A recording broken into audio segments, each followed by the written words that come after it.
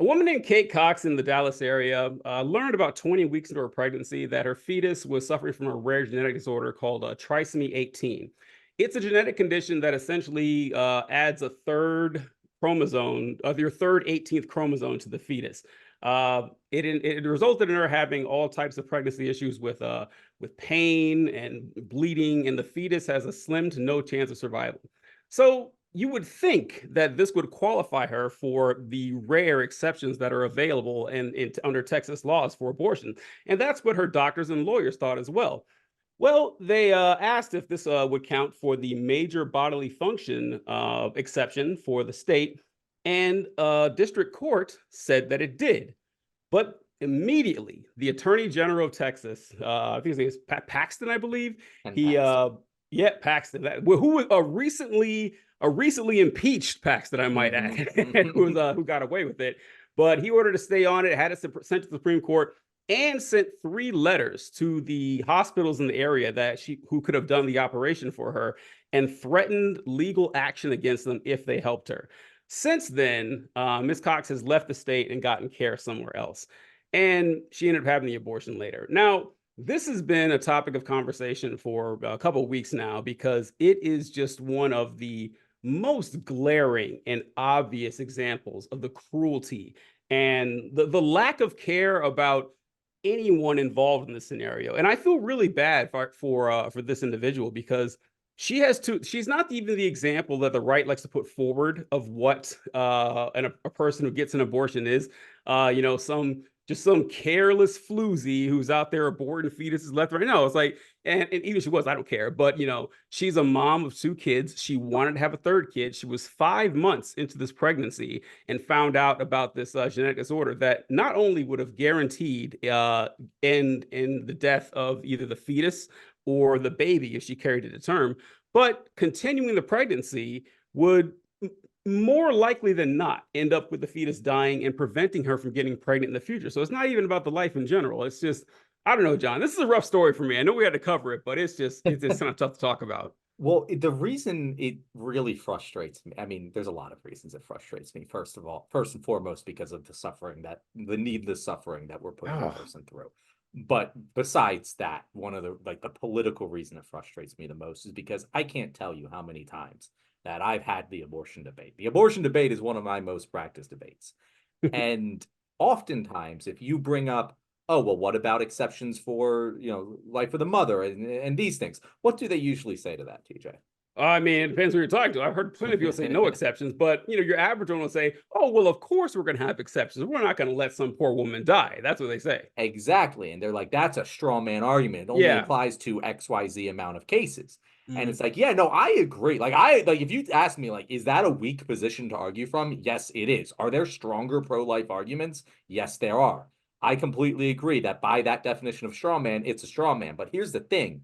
When you have a literal elected official making it into policy and affecting real people's lives, it can't be considered a straw man. That's exactly what is happening. And if It, you're genuinely a pro-life conservative, and I know pro-life conservatives who have complained about this, but if you're not upset about this, if you aren't like actively saying, hey, politicians that I represent, please don't do this, then I'm sorry, but you're complicit in this. This is your position if it doesn't upset you.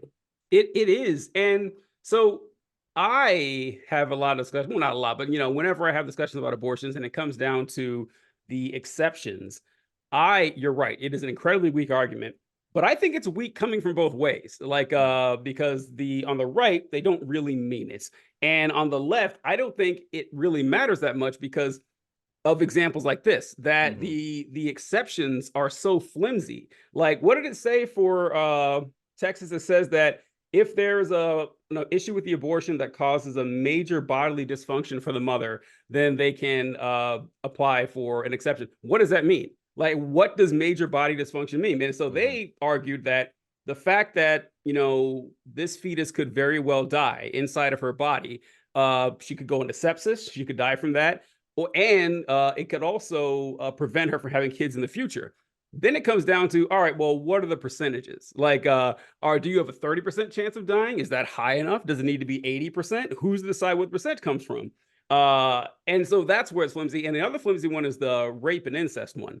Also confident that most incest is rape anyway, but it is. I mean, yeah, it's I like mean, there's not a lot of I'm gonna go farther. Actually, not. I guess like two consenting adults it. Yeah, it could happen. incesting True. Yeah, that's what I'm saying. Yeah, would be, yeah, it it's could fair. be a weird, Alabama Game of Thrones, situation. Yeah, yeah. exactly. So, but most of it is like the father raping one of the kids. But with the exception for rape and incest is like, well, okay, you can have an exception, but in order to prove that a rape happened, like you gotta like have this legally proven. Like, how long you Mhm. think we got here? Court cases aren't over in a week to prove some. It's notoriously difficult to prove a rape, in the court of Mhm. law. So this court case goes around 6 months. All right, too late now. We can't do it. So I don't like those exceptions arguments either way. But it's just God. It's just this is also we've been saying this for a long time that it's so strange how Republicans are just showing their ass like this. Like, Yeah. there's like, even if you did believe this, even if you did believe, I don't give a fuck, she's having that baby, I don't care. Like, if you believe that in your heart of hearts,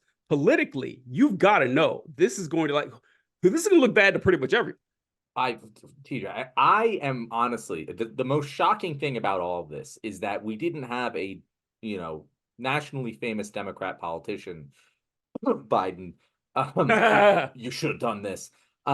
Just personally, like Biden should have taken Air Force One, flown to Texas, Oh, brought her right. to Washington D.C., and allowed her to have an abortion. Like I don't understand how this was such a political just layup, just alley Right. oop that could have been done. Like, say what you will about Donald Trump, Yes, I was right. about other Republicans who have pulled off just obvious political stunts, but they do it because it works. It works. They wouldn't do it if it. I wouldn't say Republicans wouldn't do something if it didn't work. That wouldn't. They just That did. that Yeah. that that, that That's wouldn't true. logically Yeah. follow. But it does work. Like there's Yeah. a reason that the spectacle does work for a lot of people, especially people who are going to flip based on this sort of issue. Yes. Yes. Moderate conservatives who think this is insanity, that you can flip on this issue, you should be making all the spectacle for, because they're going to need it in order to flip, but it'll work.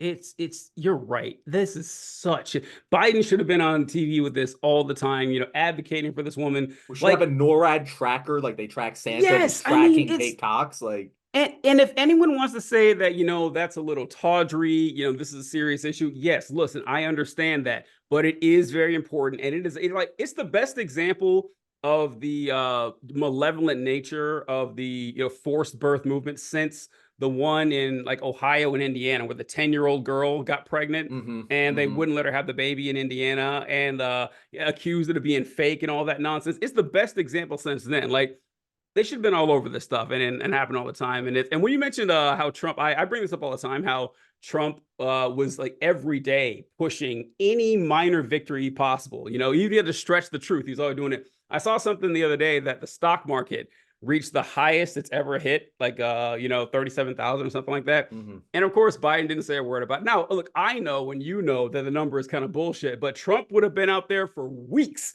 touting how high the stock market was. And whether it was or not. it's like he would have experts suggest the stock market is higher than ever. Yeah, it does like that. Yeah. But Biden doesn't do anything like that. And it's just, buddy, do you want to win or not? Like you've been in politics like longer than we've been alive, pretty much combined. And this guy doesn't know like an easy political maneuver when he sees it. It's astounding. And like if Biden was like one of those guys who are staunchly committed to the truth and don't want to stretch it ever, right? Yeah, propagandize ever, I could respect that, but he's clearly not. No, He clearly lies and propagandizes relatively regularly. Maybe not as much, not maybe, definitely not as much as Trump did, but like as much as your average, as much as your average politician. Yeah, it's Yeah. not like he's on some high horse here. So like that is just ridiculous. But to kind of tie it back to abortion, like, and what the debate is, but in our circles and like on a national stage, I always make the debate go like this. This is how I do it. I look at it and I look at it like a self-defense situation. And I'm like, well, if the baby is going to hurt the mother, is going to damage the mother's body, which they always do, but like in any sort of larger sense than a normal pregnancy, I think it's utterly absurd to ever say that the mother doesn't have a right to defend themselves. Like, come on.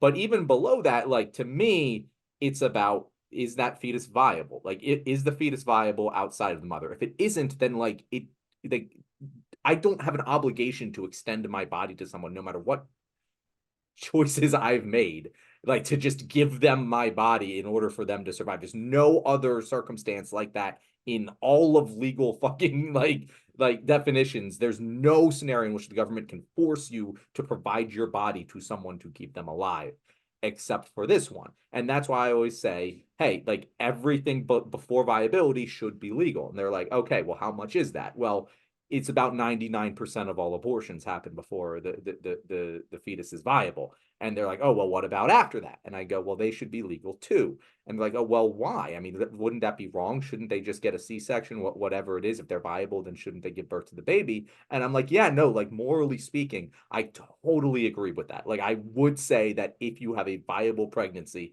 if you've kept it for that long, you should allow the baby a chance to live. If it no longer needs your body.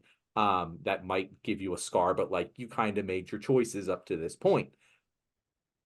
But here's the thing: no one fucking does that. No, That's what I was gonna say. No one carries a baby in them for 6 months and goes, "Oh no, I changed my mind." It's situations like this where there's a medical complication and there's no reason to have a doctor trying to play lawyer Yeah. and decide whether they legally can abort this fetus or not. Let the doctors be doctors. Yeah. Don't make them consider what like legal ramifications of whether this thing is abortable or not. That's insane. That's they always it's funny because they talk about how the exceptions are straw man. Well, so are the what about someone aborting a 9.5-month fetus? Like, get the fuck out of here. It's necessary. If that is the case, it is necessary. Well, and it's like, so the only time you would abort, like they always say, well, they allow abortions up to the moment of birth, which has never happened ever in the history, of medical science.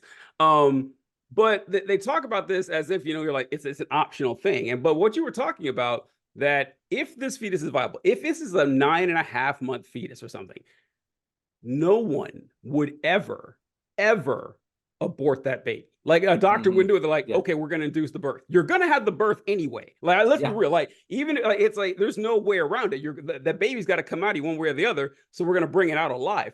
And Republicans like to reference all of a sudden Europe. I love it when they start referencing Europe. Oh, we should be like Europe with their 15-week ban.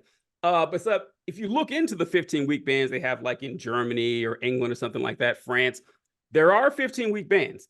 And afterward, if you want to have an abortion after 15 weeks, it takes the decision of the mother, obviously, and 2 doctors on the staff. That's who makes the call. It doesn't go to a court. It doesn't go to some politician. It's like, no, the people who are invested in the situation and the medical professionals who know what they're talking about, they're the ones that make this call. That's what we've trained them for. They've been to school 10 years for this stuff. They know what to do. And it's just, I don't know. It's such a wild losing issue, but it is still dangerous because we still have these red states out there that, they're like, the governors and lieutenant governors and attorney generals at these red states, they're going to be safe. They can still do this. Like, nationally, it's a loser, but Texas is still going to be ready for the next couple election cycles at least. And even with this dark shit, it's awful. That is like the one saving grace.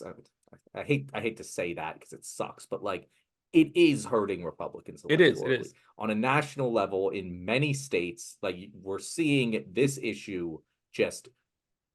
Democrats kick the crap out of Republicans in every election where this issue is on the ballot.